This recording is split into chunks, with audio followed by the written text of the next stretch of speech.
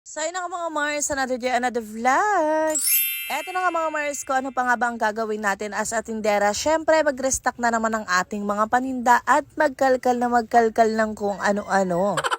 So kanina nga mga Mars ko, ayan, namili nga pala ako ng paninda dito kasi ayoko nga na kinabukasan na merong gagawa dito tapos yung tindahan ko ay walang laman. Dahil baka nga ang mangyari niyan kapag inaayos na nga dito sa bahay ay wala na nga akong time para nga mamalengke. Kaya sabi ko kay Jowa ay kailangan ko talaga makapamili ngayon para nga sa isang linggo. At isa pa, medyo masakit na rin talaga sa mata yung itsura nga na itong munti naming tindahan. And ayan, after ko pala mamili, inaayos ko na nga yung pera dito. Syempre pinaghiwa-hiwalay ko yan mga Mars ko, especially itong pera sa tindahan pati na nga rin sa GCash. Kasi mga Mars ko, kapag nagpaghalo natin yan ay hindi rin talaga natin malalaman kung meron ba tayong kinikita sa tindahan o meron tayong kinikita sa GCash. And after naman nun mga Mars ko, ito sinimulan ko na nga pala yung pag-aayos dito sa aming munting tindahan. So sinimulan ko na nga muna dito sa pag-aayos na itong mga sigarilyo na nabili namin. So nakabili nga kami dyan ng isang rim at meron nga yung discount kaya naman for the go agad. So inaayos ko na nga yan dito sa kanyang lagayan and alam nyo ba, pili lang din talaga yung binibili ko ng mga rim-rim na mga sigarilyo. Kung ano nga lang yung fast moving, ayun lang din talaga yung binibili ko. Pagkatapos nga nun, ito isa-isa ko na nga rin palang pinaglalagay itong itlog. At muntikan ko pa itong mabili. Sabi ko pa naman, ito talaga ang mabili dito, lalo na nga kapag nag-uulan. Pagkatapos nga nun, syempre tinanggal ko na nga yung mga abubot dito na hindi ko rin malaman kung bakit nga ganyang kakalat na. Syempre hindi mo inaayos. Hala.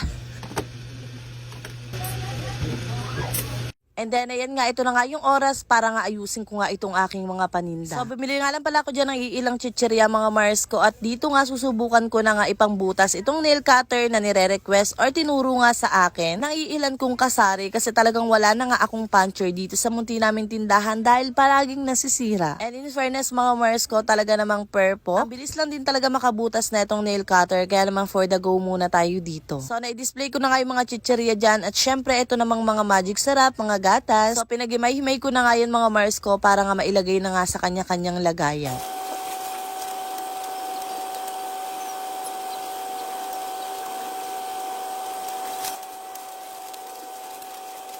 So, dito nga lang pala nilalagay yan sa aking glass estante na mura ko nga lang nabili sa aming kapitbahay. Actually, lagayan daw pala ito ng biskwit pero hindi ko naman ilalagay dito ang biskwit kaya ito na lang mga kape at mga iilang panglagay sa mga lulutuing putahe para nga hindi na rin sila mukbangin nga ng mga mababae. Diyos mio mga Mars ko, alam nyo ba nung hindi nga ito nakalagay dito ay talagang minumukbang. Yung tipong akala mo talaga meron kang kinita, ayun pala sila ang nakinabang. Hala. So, ayan, isa-isa ko na nilalagay yan at syempre, ino-organize natin yan. Huy. Dahil alam nyo naman mga Mars ko, hindi lang din talaga ako nagbabantay dito, pati nga rin si Jowa. O siya, hanggang dito na lang muna mga Mars. Yun lang. Bye-bye.